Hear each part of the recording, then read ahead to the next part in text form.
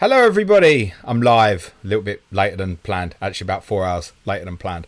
My name's James, most of you will know that, and for the benefit of those on the audio, you're listening to Ask James, my regular YouTube live stream, where I welcome questions from the YouTube community on anything football related. Apologies for the earlier inconvenience. I was trying to set up stream via wireless internet connection, and it seemed to play havoc with the audio, which I couldn't resolve, unfortunately. So better late than never, I hope. I'm expecting a bit of a relaxed vibe in the chat today, because obviously we are 4 days away from the next FPL deadline, and I don't suppose anyone's short of points yet this week after Crystal Palace and Brighton's 1-1 draw last night.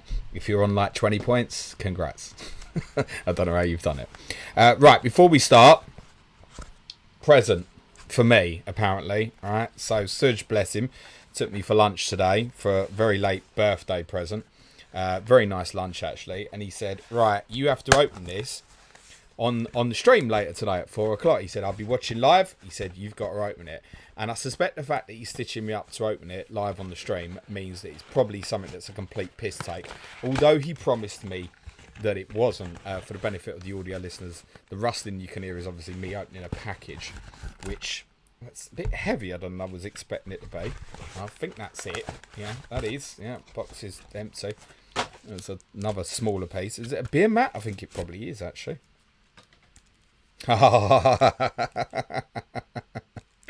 Oh, yes. This is something for Harry to clump me with. So, many of you will know me. Not personally, maybe.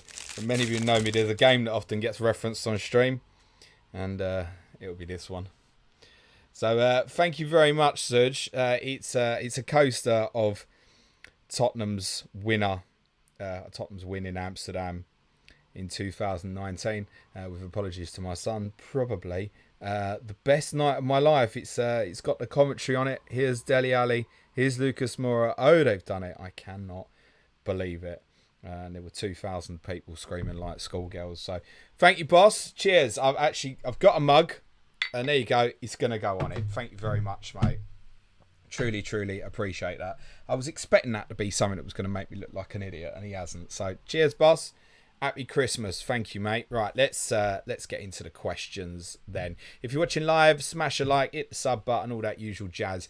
Be very, very much appreciated. JP, who's never short of a question. Hello, my friend. Says, hi, mate. Did you miss me? Laughing emoji. Sorry about yesterday, but I've been ill over the last few days, so I've had extra free time and been overthinking things. I hope you're feeling better, mate. He says, what is the benefit of De Zerbi rotating goalkeepers? They gifted the goal to Palace when they pretty much played better for most of the game. Did they play better? I don't know. There's definitely a creativity issue, I think, a little bit for Brighton at the moment. Listen, they've obviously got a lot of injuries. It's very well documented. And I think they've struggled, let's be honest, and it's understandable. They've struggled to cope with the Thursday, Sunday thing and the sheer volume of fixtures. It does, especially the first time you get into it, honestly, it's such a culture shock to go from playing once a week to twice in 4 days. It's a big deal. And particularly for a club like Brighton, who obviously had never been in Europe before, and they've done amazingly well in Europe this year, and they're still doing absolutely fine in the Premier League, by the way. They're on course for a top half finish. They're probably just below the expectations of what many of us know that they can be.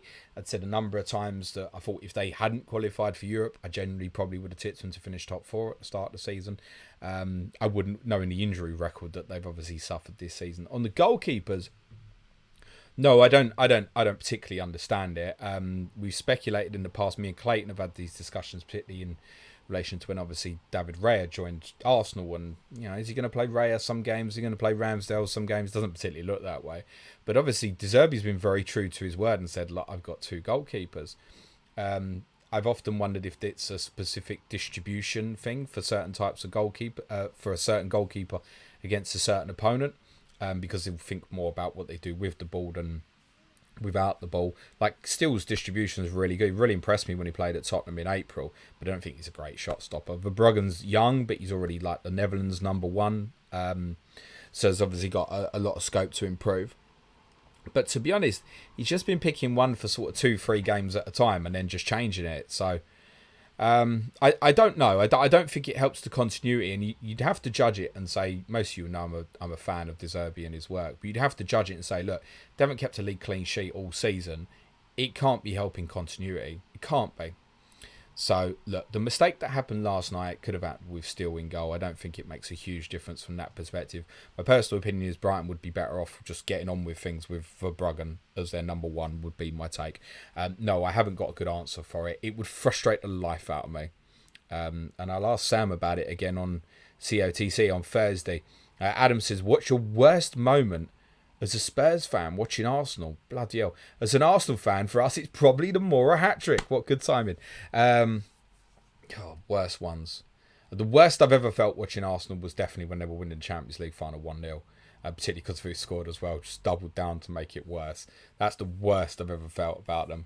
I think probably 1998 was probably the toughest, I think.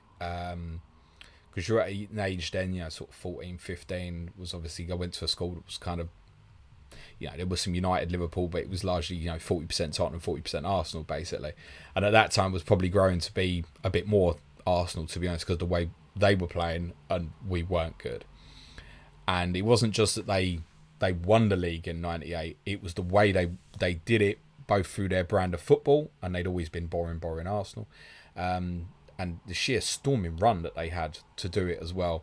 And I do recall when they beat Everton 4-0, then when they went 2-0 up, literally just disappearing, playing champ manager for the rest of the day, and didn't know till I went to school the next day even what the final score had been. Now, this is late 90s, right? Long before kind of search internet and that kind of jazz.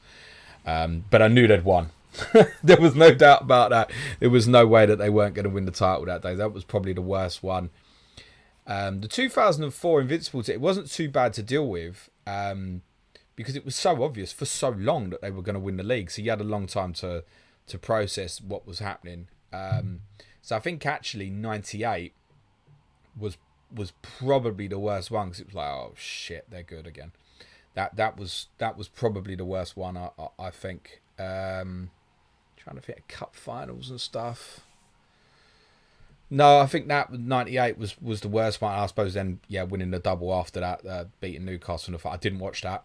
Didn't watch the final. I went out with some girl that afternoon, from memory. JP says, can Van Heck cover for Dunk on Sky Fantasy if he keeps playing? Yeah, we're going to have to look at this. And he's not out my thinking for FPL either, actually, in terms of an enabling option. Could Gusto and Van Heck be your fourth and fifth defenders, for example? Beginning to think maybe yes. And where I wildcard in now, I'd have every consideration to go with those two. Not with the regular intention, I don't think, to start either. But Chelsea's fixtures are good for a long time. So too are Brighton's. And he has started the last 8 Premier League games. So, yeah, there's a case for it. With Sky, it's a little bit more difficult, JP, because you want the guarantee, right? And there are going to be a few, such as, the Brighton Wolves game is a single game day. You want captaincy for that game. You go Van Heck instead of Dunk, and then you get there and Van Heck's not in the team. It's like a disaster. So it's a little bit more difficult. So I think with that, like if I went Van Heck, I'm probably going Gross as well. Or even going both, which might be laughable, but it would be a consideration for me, actually. Because I think their fixture run is so good for Sky. It's particularly sort of from game week 21 onwards, right when we start after overhaul. And yeah, Van Heck's in the thinking for me. You can say, oh, shit, whatever. They will have clean sheets at some point. It's too good a team. I think anybody who was watching the game last night would have been thinking, for certainly during the first half, I'd have been thinking, yeah, this is going to be their first clean sheet. Because you couldn't see Palace hurting them, and eventually it comes from their own individual errors, obviously mentioned earlier. And I'm sure Tottenham will try and pounce on that next Thursday night as well. Lauren Harris, my good friend and women's football correspondent, says, hi James, Merry Christmas. What's Harry asked for from Sansa? And are there any highly owned FPL players that you predict will be rested and not play over any of the Xmas fixtures? Okay. What's Harry asked for? Same shit he asks for every day. Food, cars, Hot Wheels. I need stuff, whatever. I want lots of that at the moment, which is fine. He does. This is going to be the first one that he really understands, I think, what's going on, which is good. FPL players highly owned, likely in for rotation over the Christmas period. Haaland. Imagine that he starts against Everton and gets rested against Sheffield United. That would be amusing.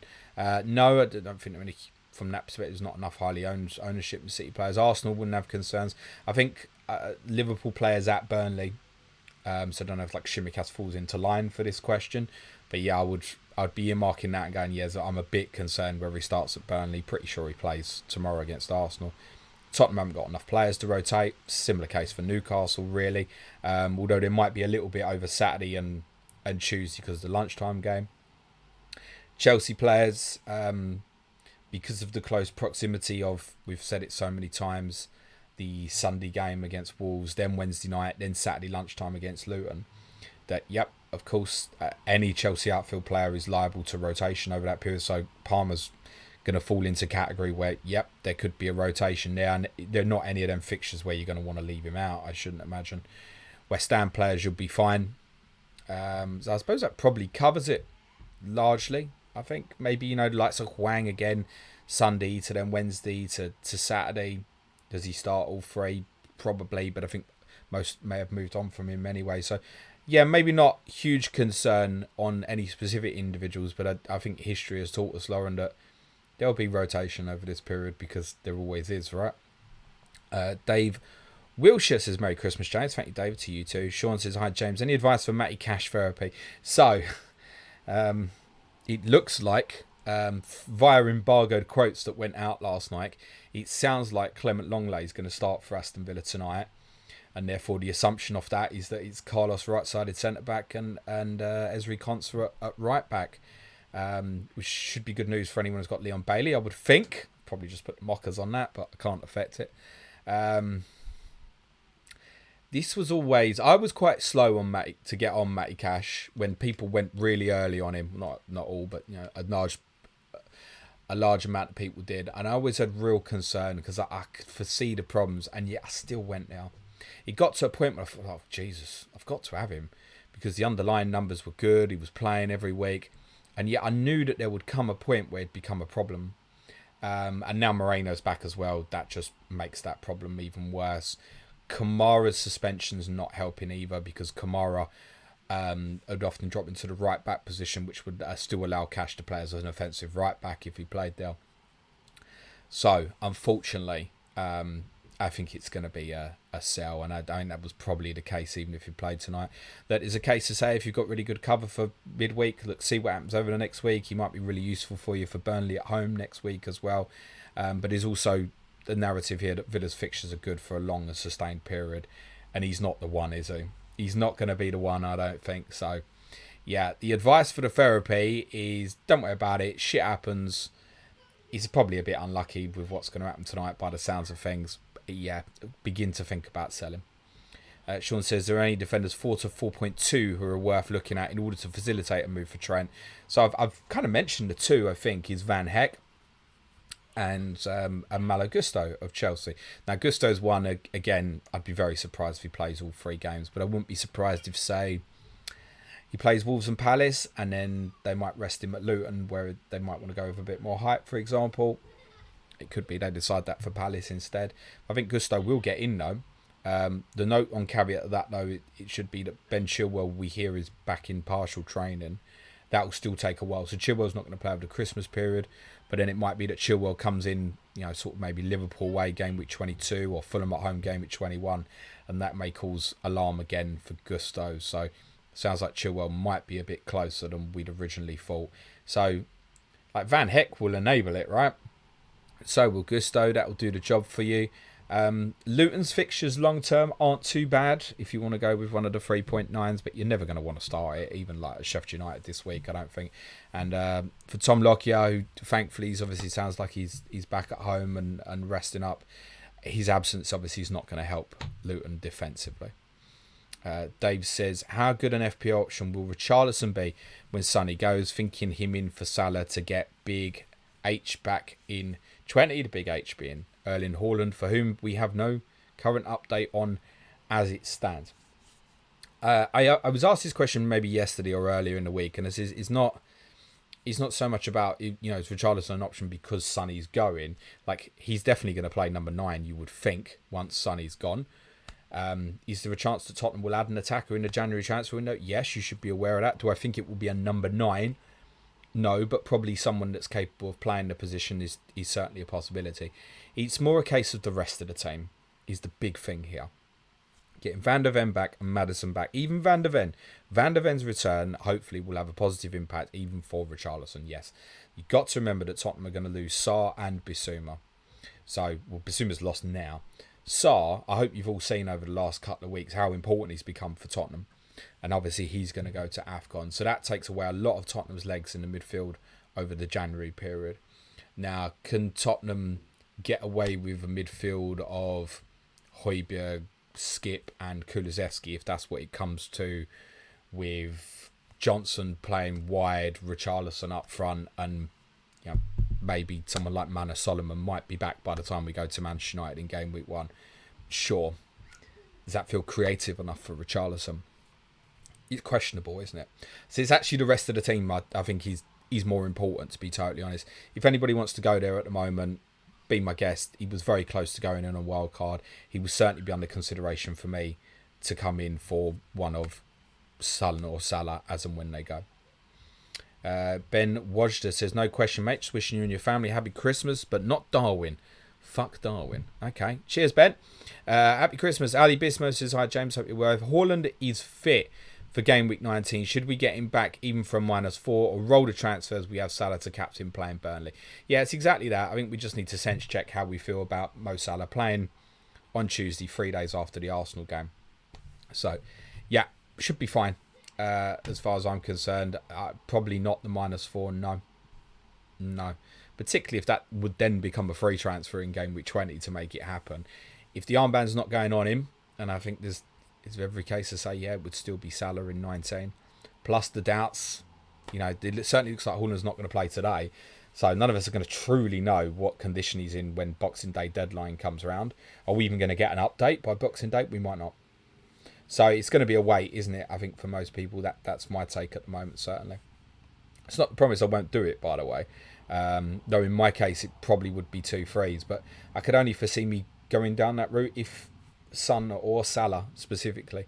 Maybe Saka might be able to make it work if one of those 3 players were to get injured this weekend. Adrian Farouk says, Merry Xmas, buddy. Wishing you and your fam all the best. Just wanted to thank you for all you do. Thank you, Adrian. Have a good one, mate. Jay Lodge this afternoon, James, mate. Who would be the first 3 names on your Game Week 20 wild card?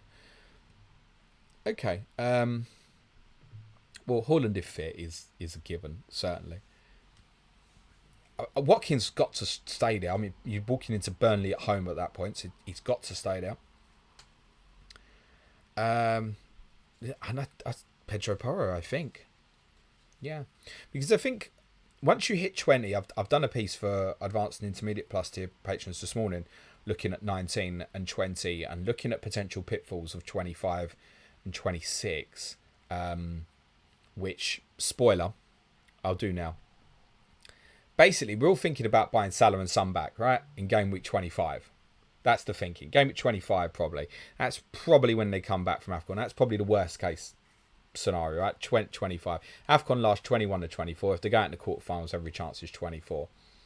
But consider this. The Man City-Brentford game, that's now the most likely week, I think, is game week 25. And I wouldn't be surprised if Bournemouth-Luton got thrown on the same night. That's happened in the past where they've gone, right, we're going to rearrange one game for that point. Okay, let's put both rearranged games in the same spot.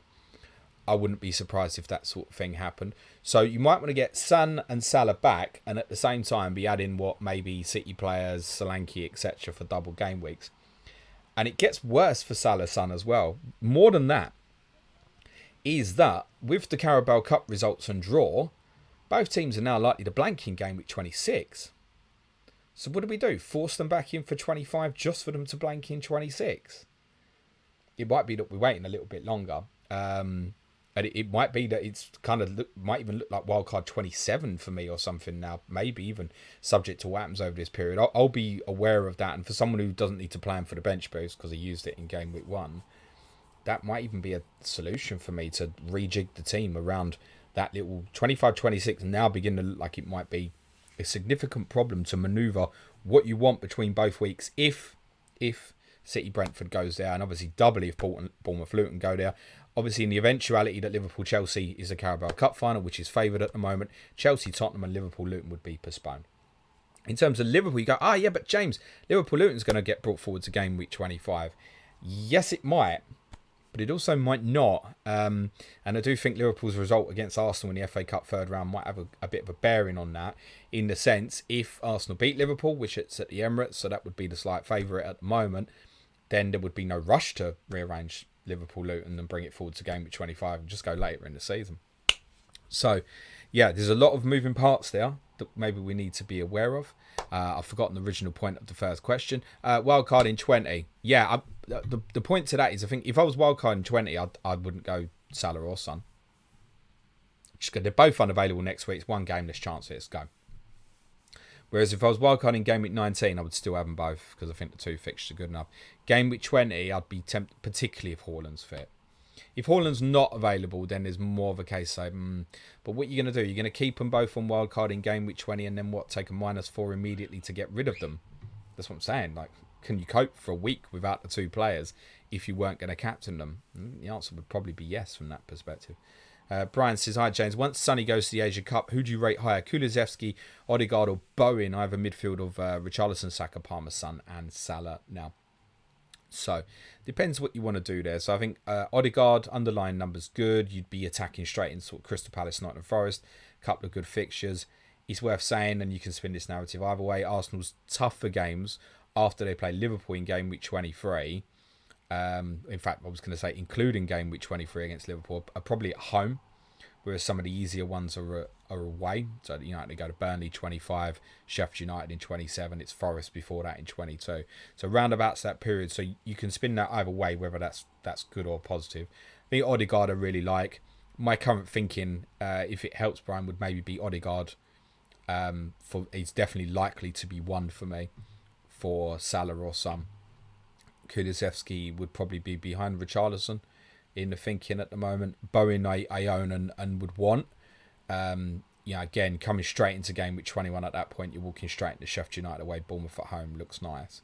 So, because of his talisman status at that particular point, arguably Bowen, Odegaard, Kulusevski in that order. John Harris says, which 3 City players would you own when they have a double game week? Well, that depends a lot on John Stone's fitness, because he would be one. If not, might be we have to go something boring like Kyle Walker. Or we go free offensive. Who knows? KDB's back in training, right? Maybe this is going to be a solution to the Salah-Son problem. I suspect probably not for game week 20, but it might be by, say, game week 22 for a little bit, maybe. Particularly, again, if you were thinking, well, I'm going to go without Salah until maybe even 27, that might be the way it's going to begin to turn out. By the way, by the time game week 22 lands, you'll know who's in the Carabao Cup final as well. So there will be a little bit of time to prepare from that perspective. And obviously, you'll also know by that deadline the FA Cup 4th round results and who's in the FA Cup 5th round. That picture by that point before game week 22, it's only 3 game weeks away, but it's actually the next 3 game weeks, including this one, are obviously quite close together. Then you've only basically got 1 game week near enough in January, which is mid-January, and then game week 22 is a midweek set at the end of January in a midweek, which begins on January the 30th. So there's only 3 more weeks to wait, and then we've got so much information. And yes, of course, I promise you Chip Strategy podcasts in January. That's going to be a given, because there's a lot to speculate and potentially plan around through that. I think, if City had a double game week next week, say the Brentford game had gone in there, then Haaland if fit, yes. It's probably Foden and Stones. Those would be the 3 for me, I think, if they were all fit at this stage. Case for Alvarez still, but I'd possibly prefer to go with a midfield player and go with Foden. Adrian says, do you think we should be using the wildcard to bring back our AFCON Asia Cup premium assets, or planning a route via free transfers? And do you think Sonny is less important to get back given Richarlison, Maddison? But yeah, it's more a case of, if you want Liverpool coverage, you're absolutely going to want Salah back. So yeah, I certainly get that perspective of it. Kind of as just discussed, Adrian, so I'm probably not going to repeat all that all over again. But it might be, yeah, it might, that as I said, that kind of 25-27 period suddenly could be like, oh my God, there's teams doubling. Oh my God, there's popular players I've got blank in. Like, I don't know. I mean, ordinarily, let's think of it this way. Let's just say Salah had a single at Brentford away, and let's say KDB was purring, and you're suddenly going into that and going, oh my God, City got a double with 2 home games, and then Bournemouth away while Salah blanks. And rather than buying Salah back in 25, we'd probably be selling him. That's the point. So I think we need an awareness of this. No one needs to act particularly on it now because there's too many different permutations. But we'll have a few weeks to understand, I think, and it might be that the narrative is, yeah, they're not coming straight back, and to manoeuvre it, a wild card, I think, for those who've already got rid of a few chips, might be the right solution. That's also dependent, of course, on how blank game week 29 for the FA Cup quarterfinals might look as well. Andrew Sands, no, I didn't try spilling coffee on the laptop. It wasn't a laptop problem, I think. It was more of a microphone problem, I think I had earlier. MRCX says, hi, James. Merry Christmas in advance. All the best to you and the family. Thank you to you too. What's your fondest memory from Boxing Day? Oh, I mean, I love going to football Boxing Day. I think a lot of Tottenham's good wins have been like the kind of over that period, but not on the 26th. There's always a game over my mind against West Ham in 2009, and then I always went, no, it wasn't Boxing Day, it was like the 30th. Villa at home, I remember Jermaine Defoe scoring a couple, 2006, I want to say, and I remember that very fondly because I spent the next week in bed sick, the worst illness I've ever had. If Nico's watching live, he won't be because he travelled to the airport. Have a safe travels, Nico. He knows how many times I went to the toilet the next day. Not good. Yeah, that. I feel like a few away games I've done on Boxing Day, we've like lost and stuff. It feels like. And as much as I love football on Boxing Day, I discussed this a few weeks ago with Dan Locke when he did a quiz for us on Patreon. That Tottenham have largely not had on paper, difficult fixtures. Like Villa's as hard as it's been. We've never played like a United, a Liverpool, or a City, or an Arsenal, Chelsea on the Boxing Day. I don't even think Newcastle even on a Boxing Day. Nah. I feel like West Ham we used to quite a bit, but even then I think quite often it's been moved to the 27th or something like that. So yeah, I'm a bit more stuck than I should be. I'd tell you one is a recent one. Fairly sure it was Boxing Day when Kane broke the record at Wembley against Southampton when we got the hat-trick. It was his second hat-trick in consecutive games, wasn't it? Broke the record for most goals in a calendar. That was a good day. That was a really good day. Yeah, we beat Southampton 5-2. So let's say that one 5-2 against Southampton, I think. Also says, what's the case that can be made to wildcard in 20 rather than 19? I can field a decent squad without any Man City in 19. So City, obviously, having a game's worth of information to help for 20. There's also the case, I said, if you go 20 to say, don't go Salah and Son or go 1 at most. And they've both got good home fixtures. So there's pros and cons. As ever with this, you'll see or hear people going, there's no point waiting to 20, or there's people going, well, I think it's best to wait to 20. And you got to remember, it's always circumstantial based on what someone's got in their own team, and what's best for them isn't necessarily right for you. So look, there are pros and cons to both approaches.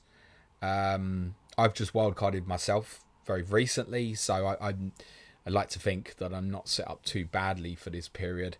So it's difficult for me to now reflect. My intention had always been game week 19, but with the idea of really loading up on City. And that doesn't feel quite so good for 19 now. So there is every case to say, and obviously it would have been triple captaincy Haaland in 20. There's every case now to say, yeah, wait for 20 and get a bit more information maybe. And then I think, but the danger with that is, what I looked at this morning is if I wildcard in 20, I'd arguably not go Son or Salah. And that's a little dangerous in itself. Will Shaw says, hey James, while spreading the Haaland funds, I've accidentally backed into a decent bench boost team. Currently benching Alvarez, Bowen, Kabore, Turner. 1 free transfer and 3 million in the bank, worth consideration. Absolutely none, mate, I'm afraid to say. So let me get this right about what's decent about this. Bowen's away to Arsenal. It's probably the worst fixture he can have. Alvarez, you're probably going to get no Haaland update ahead of deadline. There's every chance they should get something today, specifically. Kabore, great. So he's got Sheffield United away. Great. Turner, every chance he won't be in the Forest team. As a rule of thumb, if you're going to bench boost in a single game week, which is fine, like I did it myself in game week 1, do it in a week where there aren't like big midweek fixtures before or afterwards. Pick something that's like a standalone or something. Too much rotation over this period as well. You're not going to get the majority of the team news. So when we hit deadline on Tuesday, you're probably going to have, there's 4 teams playing Thursday and there's 6 teams playing Wednesday. It's half the league. You're probably not going to get team news on. And that's possibly the best case scenario, by the way, because how much team news are we actually going to get on Christmas Eve and Christmas Day? So all you need, mate, is one unknown injury, one unknown problem in your squad, and suddenly Jared Bowen's in your 11 away to Arsenal, great, or Alvarez is, and now you've got what left for your bench boost. So I get it, but no. I could not recommend.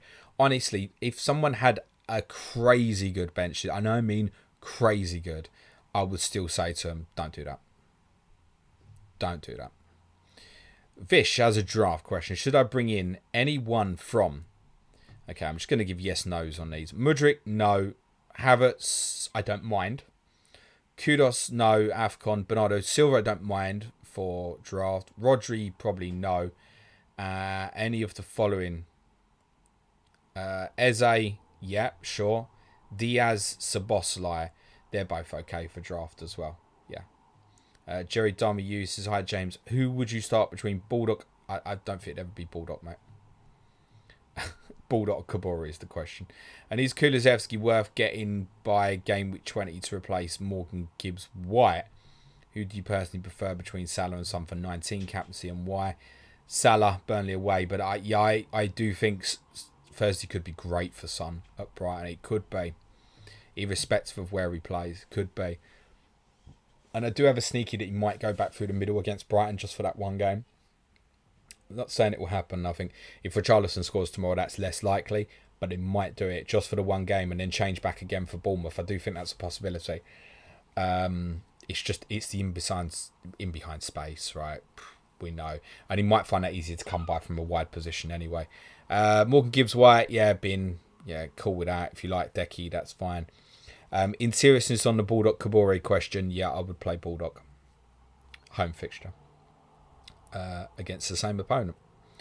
MRCX is very unsure about what to do with Salah, considering I got him at his cheapest. Bench him and bank on an early exit, or sell him because I reckon Egypt can do very well and he might drop 0.3. For me, it's a sell. It's a sell. I've covered this a couple of times. I completely understand the confliction. I'm nearly up max price on Son. There will be no thought to keep hold of him. None.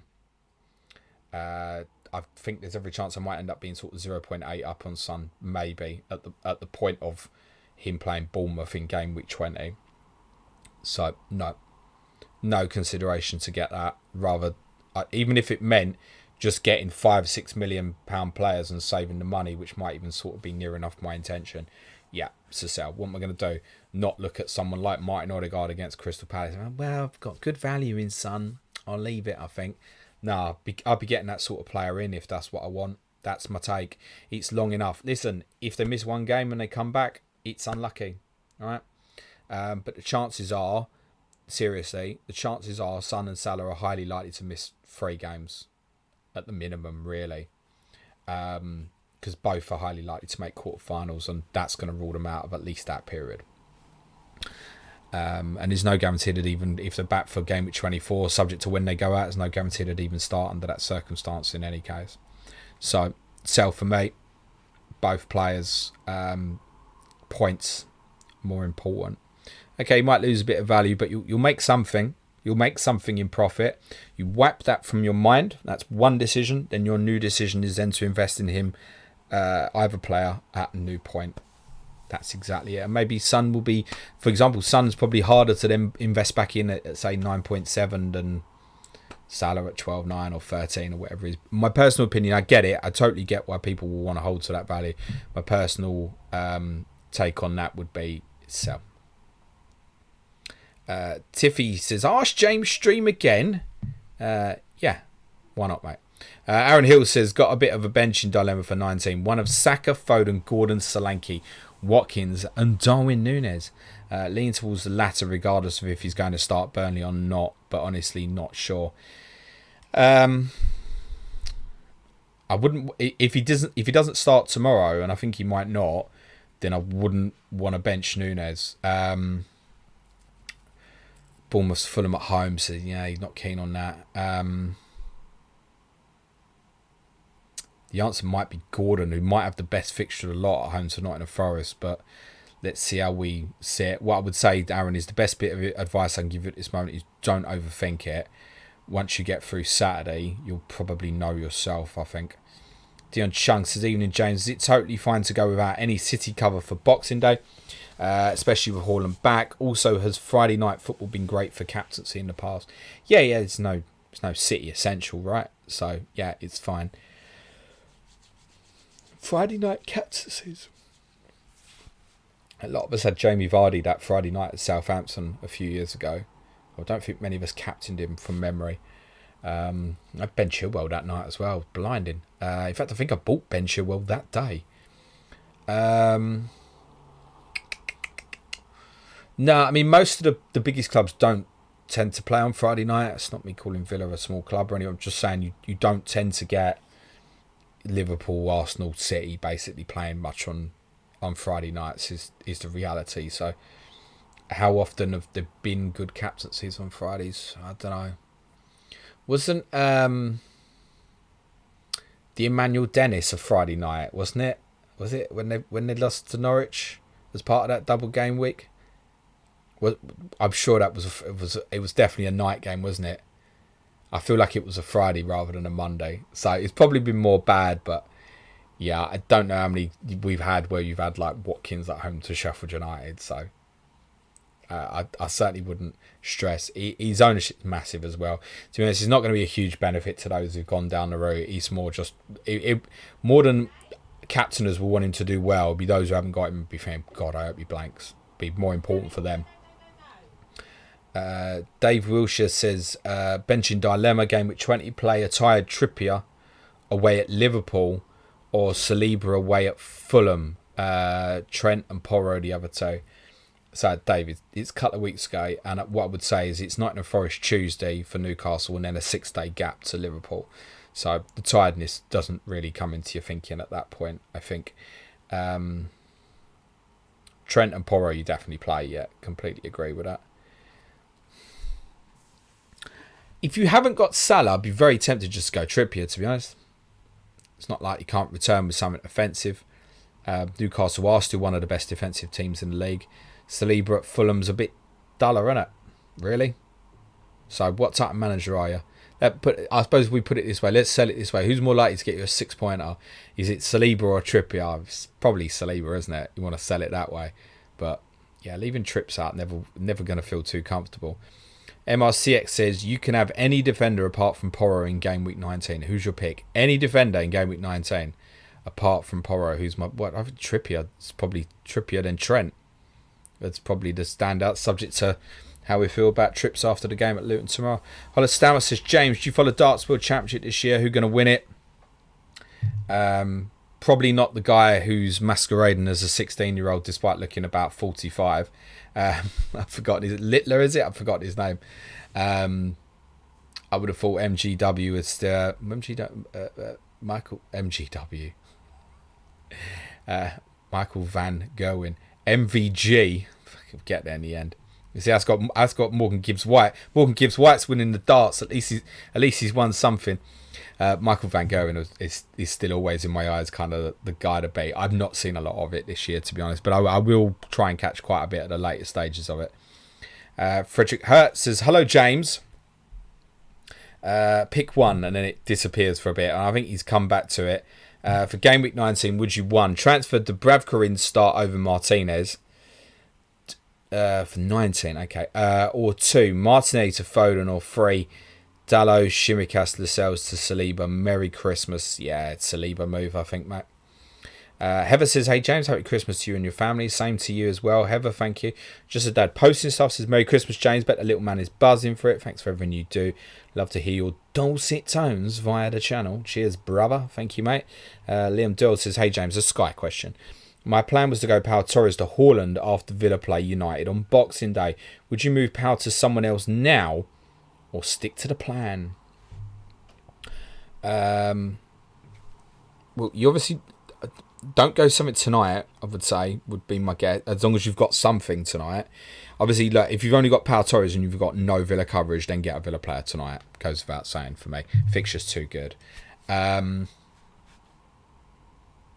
Unless you know what you want, it's probably leave it.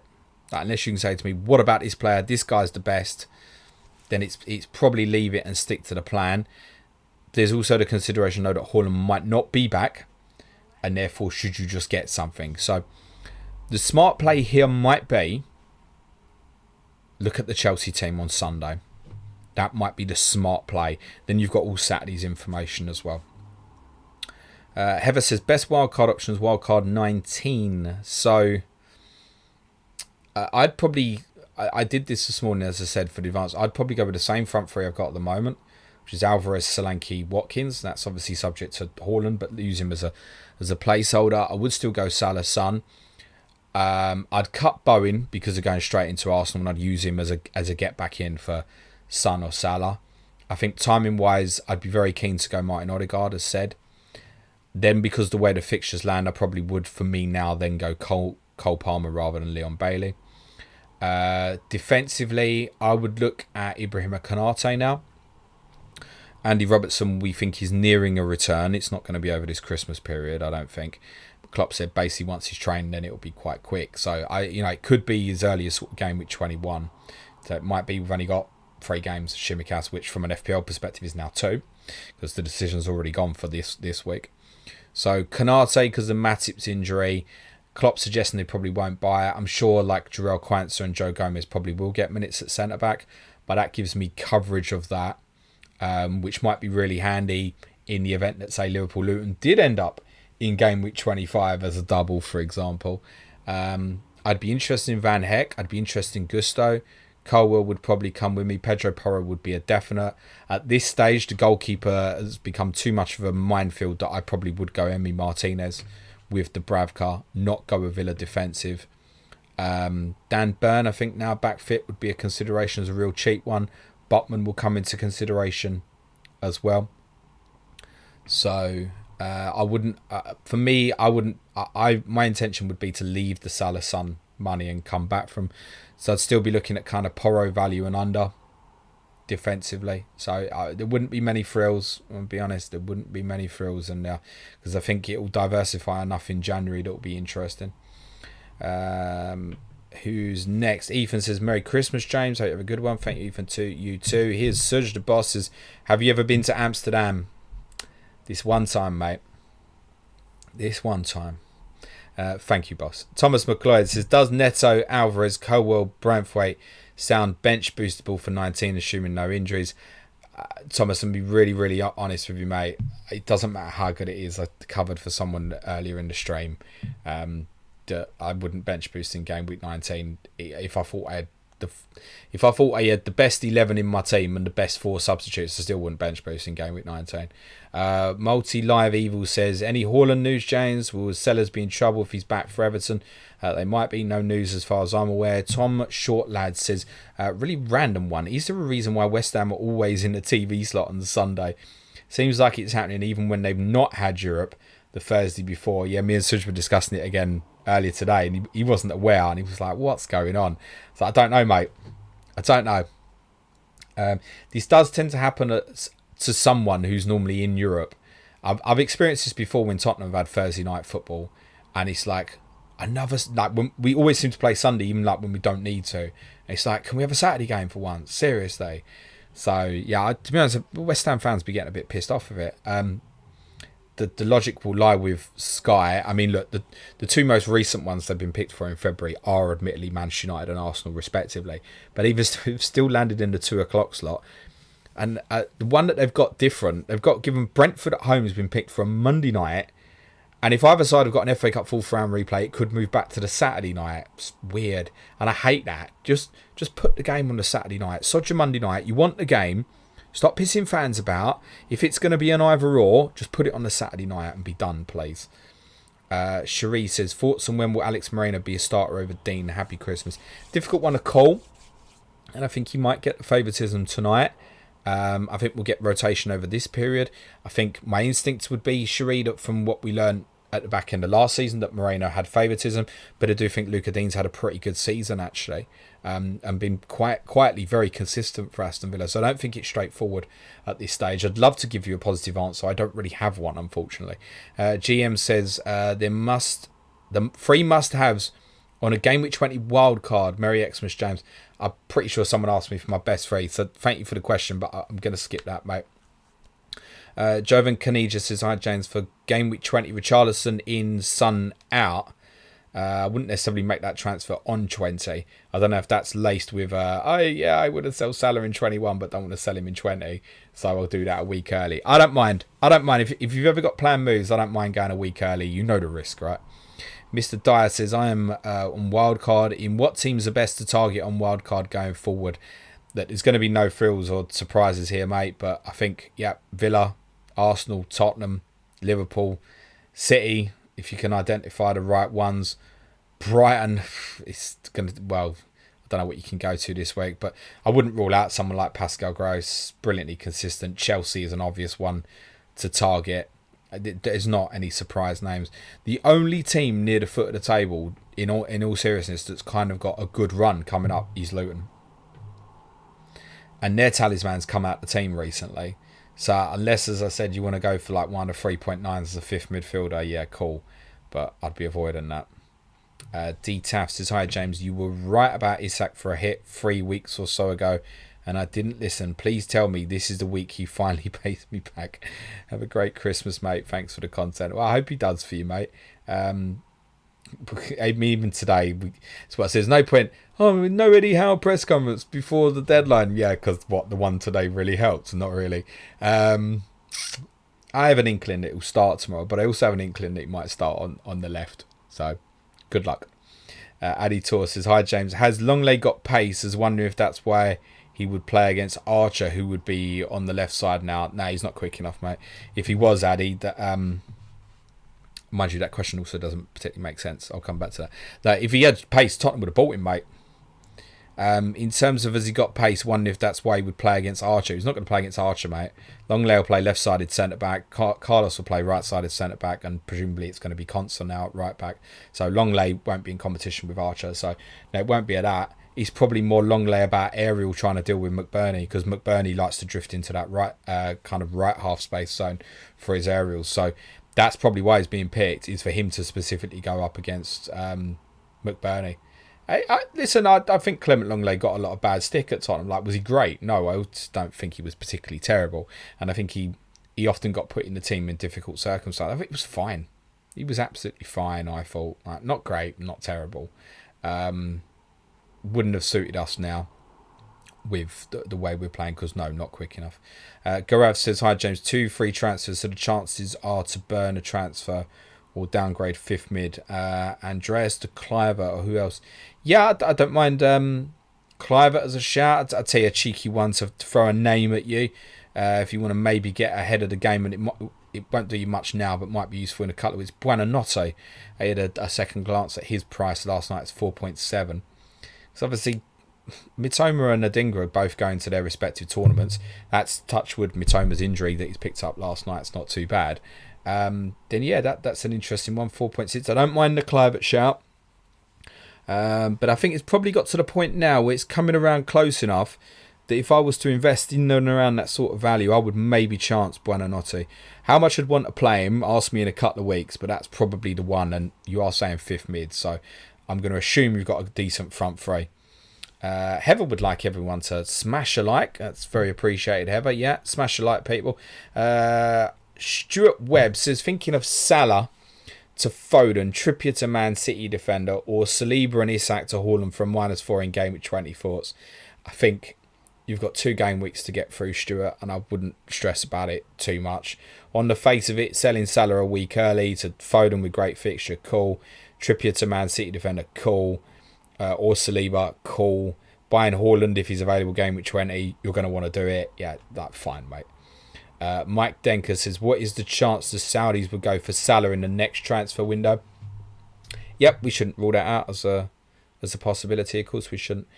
Jane says, Darwin a hold since Salah goes to AFCON. He's a hold at the minute. And because we haven't got enough to feel confident in going into. Like, even if, I don't know, let's say we were really confident Callum Wilson was going to play on Tuesday. Yeah, great. But then it's Liverpool, City, Villa afterwards. And 2 of them are away with City being the home game. Don't feel great. To Watkins, Solanke at this minute in time suddenly only feel like the 2 forwards of interest. But by the time we hit Tuesday, chances are one of Alvarez or Haaland would also look quite attractive as well. So I think, see how you feel. Personally, as I said, I have a suspicion Gakpo will start tomorrow. If that's the case, you'd be very confident that Darwin Núñez plays on Tuesday against arguably the weakest defence in the league, and I'd be holding for that. Necrogul, sorry if I mispronounced that, says, I'm going to wildcard 20, so 1 week punt, you can suggest it can be midfielder, forward or defender. Right, punt. So let's try and have a look at something that's less obvious. So John Stones has got his risks, but I mean, yeah, next week maybe sort of Moreno-Dean situation might be a little bit clearer. So Alex Moreno maybe. Destiny Udogie. Actually, I'm looking at game week 20's fixtures rather than 19.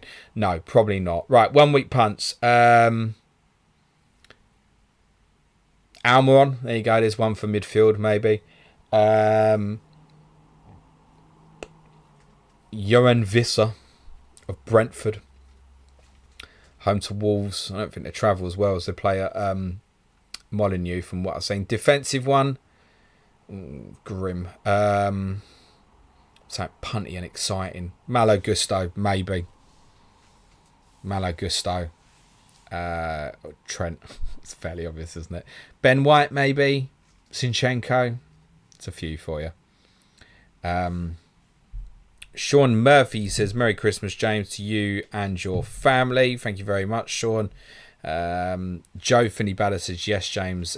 Dennis was a Friday night. Knew that you'd know. Stuart Webb says, would you hold Solanke, Neto, Pinnock and Kabore for their doubles at some point? No, I would not hold these players. I mean, look, here's the interesting thing. I don't know people, people didn't have Solanke combined for the double now. Yeah, it might not happen for like 12 weeks.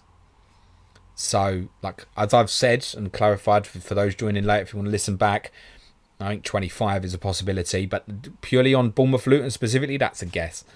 But that's the guess at the moment, would be 25. The fixtures in between ain't good enough for me to think, I'm desperate to hold that, because that's the sort of shit mistake I'd make.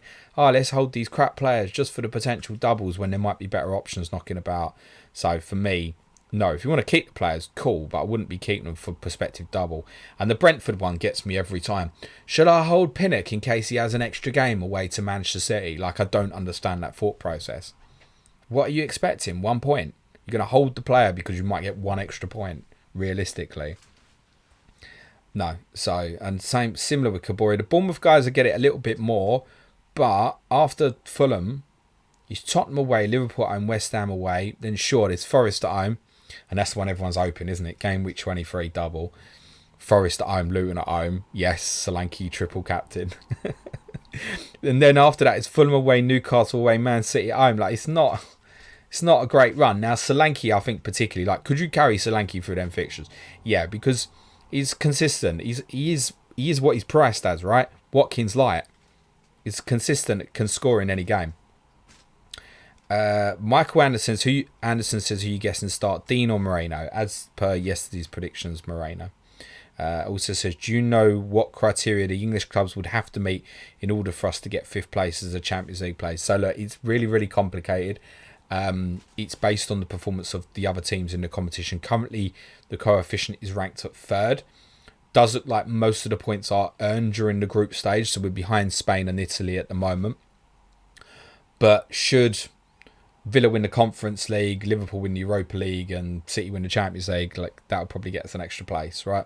But there isn't an exact, right? Because the English teams might do bad, but if, say, the Italian teams also do really bad, then we might still leapfrog them, for example. And there has been awareness of other nations, of course, right? So like a couple of years ago, for example, the Eredivisie would have picked up the extra place the year that Feyenoord got to the Europa Conference League final. So each joint performance, Manchester United and Newcastle going out of Europe certainly hasn't helped. And there's no guarantee that it will go to fifth. I would suggest at this stage it's probably slightly less likely than likely. But it certainly could still be fifth. I'd say it's probably about a 40% chance, roughly, that fifth will be enough. By the time we get into sort of March, April, we'll have a much clearer understanding of that. Right, last one. Sorry, I've missed a couple. Right, it's 3 more I'm going to cover. Woodstock Chris says, Merry Christmas, James. Massive thank you to you, Planet FPL. Have a good mate. Thank you, Chris. You too. Nick Croghill says, thanks for the answer. And according to you, how many double game weeks you see until game week 25? So, again, I don't want to repeat myself over and over because it's particularly shit for the audio. But the projection at the moment would be City Brentford to go into game week 25 as it stands as the most likely week. And therefore, I do think there's a possibility to just throw Bournemouth and Luton in on exactly the same night in game week 25. I think that's a possibility. It's just those two. At the moment, my projection, which, by the way, if you want to see my exact projections, get yourself on FPL Team. And when you drop down to the fixtures below, you just hit the little tab that says Planet FPL projected fixtures, and you'll see my projections. And when those projections change, I'll tell Peter at FPL Team if he can smash a couple of buttons and update that, which is exactly what I did with him a couple of days ago, because I recommended to put those two fixtures now into game week 25. So you can keep an eye on my projections on game week 25. If you want them kind of up to the minute instant, and you want access to my planner, well, that's available via Slack on our Patreon network. Finally, Fighter Jet says, Merry Christmas to you and your family. Thanks for teaching me how Sky Fantasy works after 4 years of being crap at it. Good. Glad you're enjoying it. It's the fantasy game for the fantasy managers, as I'll quote Luke Williams on that one. Thanks very much, guys. I hope you'll enjoy your Friday evening. There won't be another live stream before Christmas, so I hope those of you are celebrating will have a great Christmas. Remember to tell your family and your friends that you love them over this period. That sort of basic shit's quite important, but make sure that you do it. There will be content before Christmas, though. Of course there will. So I'll be recording with Suj around about 4 o'clock on Sunday after Wolves Chelsea for the Game Week Review podcast. I'm on the video edits at the moment, so bear with. Shit is going to take a little bit longer because I've got to do it all over the next couple of weeks because Nico's gone to see his family over the Christmas period. So I would imagine, I'm going to guess audio probably about 8 o'clock, and the YouTube will probably be later than that, maybe 9, 10 o'clock at a guess, Christmas Eve evening for the Game Week Review podcast. There's a little Christmas present for you. For the patrons, you can expect the differential show to be unwrapped for you on Christmas Day morning. There will be a deadline stream live from my father-in-law's on Boxing Day morning at 10 o'clock in the morning. The Advanced and Intermediate Plus tier patrons can expect Team News stream around about 9 o'clock as well. I might even go earlier than that, possibly, subject to how much chocolate I eat on Christmas Day. Won't you be pissed that I won't be drinking Christmas Day? I'm not fussed about it. I've got a little man to enjoy and play with during the day. What we got next week? Sky Wednesday as well. Thursday Clash of Correspondents, West Ham versus Brighton, Chris Stone, Sam Murray. Friday be Game Week Review podcast as well. Deadline stream next Saturday for you as well. And if you want to support the show, as I said, www.patreon.com/Planet FPL. The additional podcast next week. It's likely, I did say Tottenham, but I think we'll do Q&A Wednesday. There won't be a podcast on Thursday. Instead, for Wednesday, and this is for basic plus tier patrons and above, I'm going to do a 3-hour watch along during the 3 games on Wednesday evening. So from about 7:15 to about 10:30, probably be longer than 3 hours. And that'll be available just as a stream. I don't intend to put up 3 hours worth of audio of me watching football.